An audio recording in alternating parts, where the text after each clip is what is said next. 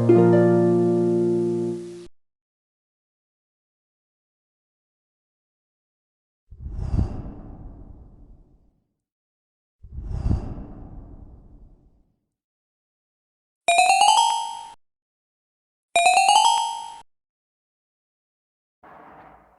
Morning everybody. चलिए आज की क्लास शुरू करते हैं। आज हमें नेक्स्ट चैप्टर शुरू करना है, aggregate demand, aggregate supply and related concept. तो हम आज एग्रीगेट डिमांड, एग्रीगेट सप्लाई के बारे में पढ़ेंगे अब से। ठीक है, आज हमें जो पढ़ना है वो कौन सा टॉपिक है, कंसेप्ट ऑफ एग्रीगेट डिमांड। ठीक है, आज हम जानेंगे कि एग्रीगेट डिमांड क्या है।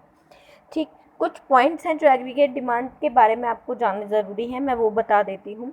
फर्स्ट पॉइंट है आपका कि एग्रीगेट डिमांड किसी भी एक गुड्स या सर्विसेज की डिमांड की बात नहीं करती, ये सारे गुड्स और सर्विसेज की डिमांड की बात करती है। ठीक है, जो भी इकोनॉमी में गुड्स एंड सर्विसेज हैं उनकी डिमांड की बात ये करती है। जो सेकंड पॉइंट है आपका है वो क्या है कि एग्रीगेट डिमांड को जो है वो अकाउंटिंग पीरियड के अंदर क्या किया जाता है, मेज़र किया जाता है, तो हम इसको फ्लो भी कह सकते हैं। ठीक है, थर्ड जो पॉइंट है आपका वो क्या है कि एग्रीगेट डिमांड को मेज़र करने के दो तरीके हैं। पहला तरीका जनरल प्राइस लेवल का और दूसरा तरीका इनकम लेवल का।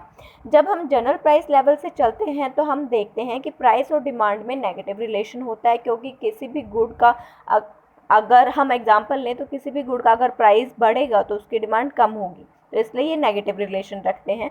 उसके बाद दूसरा जो मेथड है हमारा इनकम मेथड, उसमें क्या है, उसमें पॉजिटिव रिलेशन रखते हैं, क्योंकि जब भी किसी व्यक्ति की इनकम बढ़ती है तो वो डिमांड कैसे करता है, ज़्यादा करता है, तो भी ये कैसे हो जाएगा, पॉजिटिव रिलेशन। ठीक है, तो नेक्स्ट पॉइंट हमारे पास क्या है कि जो हमारी 12th की स्टडीज़ हैं उसमें हमारा इनकम मेथड से ही स्टडी हमें बताई गई है। ठीक है, मतलब हमें एक ही मेथड से स्टडी करनी है, वो कौन सी मेथड है, इनकम मेथड। ठीक है, उसके बाद नेक्स्ट पॉइंट पे चलते हैं, हम पॉइंट नंबर 5 पे चलते हैं। और पॉइंट नंबर 5 में हमें कहा गया है कि हम कभी भी एग्रीगेट डिमांड को ऐसे नहीं मेज़र करेंगे कि कितनी क्वांटिटीज़ हमने बेची या ख़रीदी हैं, हम उनको ये देखेंगे कि कितना पैसा लोगों ने खर्च किया है। ठीक है, 6 पॉइंट हमारा ये है कि हमें ये इस तरीके से नहीं देखना है कि पैसा मतलब वो एक्चुअली में कितना खर्च कर रहे हैं, हमें ये देखना है कि वो कितना प्लान कर रहे हैं खर्च करने का। ठीक है, हमें डिमांड को ऐसे रखना है कि वो कितना प्लान कर रहे हैं, कि कितना सोच रहे हैं हम इतना खर्च करेंगे, चाहे वो अभी खर्च कर रहे हो या ना कर रहे हो, लेकिन उन्होंने प्लान किया हो। ठीक है,